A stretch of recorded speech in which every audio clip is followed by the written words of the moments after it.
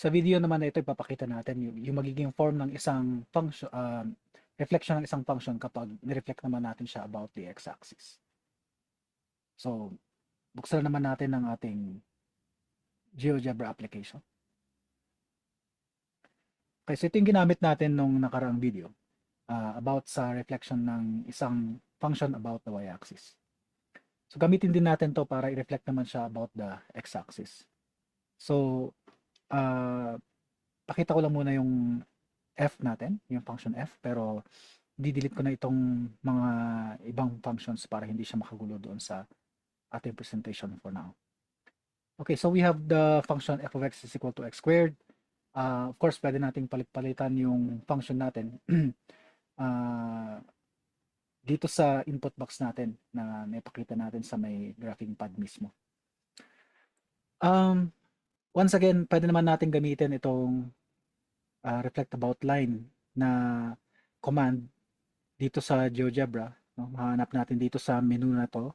Or pwede natin gamitin yung input box para i-reflect yung ating line, reflect F, and then about the x-axis. So, natin siya type. So, immediately makikita natin na meron tayong lumabas na dito na parametric equation kung saan yung f sub 1 of x is composed of a set of points t and negative t squared. Okay. So apparently, ang ginagawa lang ng reflection about the x-axis is kinukuha yung reflection ng lahat ng mga points kung saan yung value ng x ay nare-retain pero yung value ng y ang kinukuha natin is yung opposite ng value ng y natin, no, originally. So, para ipakita natin kung anong ibig sabihin nun, or mas malinawan tayo kung anong ibig sabihin nun, click lang natin tong point on object. At let's click anywhere on the graph of the f of x, no? And tingnan natin kung ano yung coordinates ng a natin. So, i-click lang natin yung settings, tapos doon sa show label, instead na name, ilagay natin ay value. So, dito lumalabas na meron tayong negative 2.28, 5.18 dito sa graph ng function f of x is equal to x squared. Okay, gusto nating i-reflect itong point na to.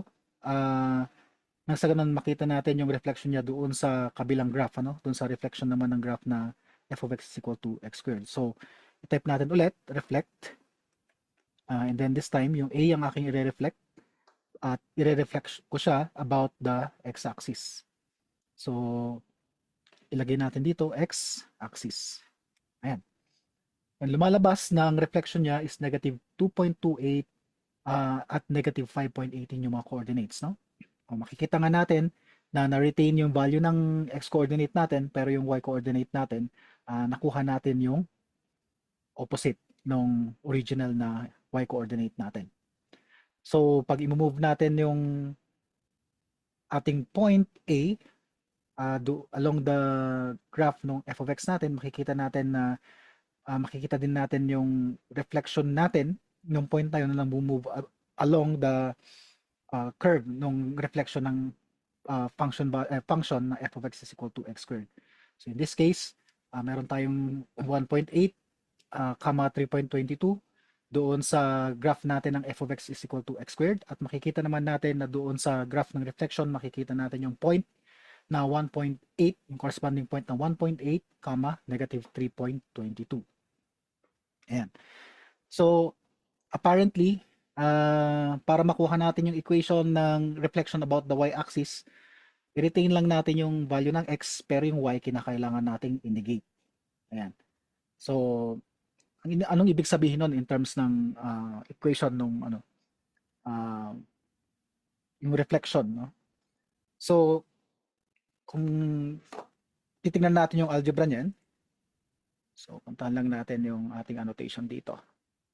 Okay, if you are going to look at the algebra, so ang sinasabi lang niyan is kapag i-reflect sa y-axis, yung original na coordinates natin na xy ay mamamap into x tapos negative y. Yan. So kapag meron tayong, for example, itong equation natin na y is equal to x squared, imamap natin ito doon sa function kung saan yung y ay magiging negative y, tapos yung x natin is mariretain, no? Yung kanyang sign. So, meron tayong y is equal to x squared. O negative y is equal to x squared. So, solving for y, we have y is equal to negative of x squared. So, ang ibig sabihin nito, kapag given tayo ng f of x is equal to x squared, para makuha natin yung value ng yung equation ng ating reflection, kukunin lang natin yung negative ng buong function na f of x. So meron tayong g of x equals negative of f of x, and that is equal to the negative of x squared. Okay, so ayan. So nakikita natin na ganun lang kasimple kapag reflection naman about the x-axis yung pag-uusapan. So actually, mas simple pa ito compared doon sa reflection about the y-axis. So subukan naman natin to sa mga iba't ibang graphs, no? So, subukan natin ito for let's say square root of x. Ayan. So makikita natin itong graph ng square root of x sa taas at yung kanyang reflection doon sa baba.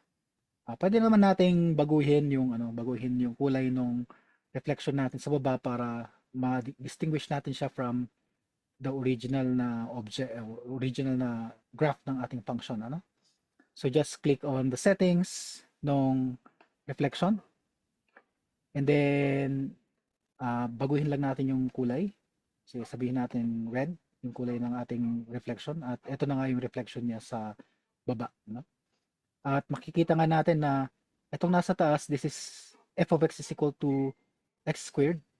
Yung nasa baba, f of x is equal to square root of x. So, iisip natin na yung nasa baba natin is g of x equals negative square root of x, no? So, itago lang natin itong graph ng reflection natin. And let's try to verify kung yung g of x natin equal to the negative of square root of x ay magmamatch doon sa reflection ng ating function. So, ito yung graph ng ating g of x is equal to negative of square root of x. And if I now bring out once again yung reflection ng square root of x natin about the x-axis, makikita nga natin na nagko-coincide yung graphs ng dalawang functions na yon. Okay, so in general, yung g of x natin, pwede nating isulat yan as yung negative natin ng f of x.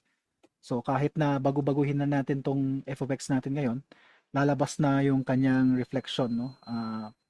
So halimbawa, gusto natin tong gawing absolute value of x. So yun, lumalabas na yung reflection niya about yung x-axis natin. Okay. So, i-summarize lang natin yung napag-aralan natin today. Ayan. So, lumalabas na kapag meron tayong function na f of x, then yung reflection niya about the x-axis is simply negative f of x. So, hanggang sumuli, paalam.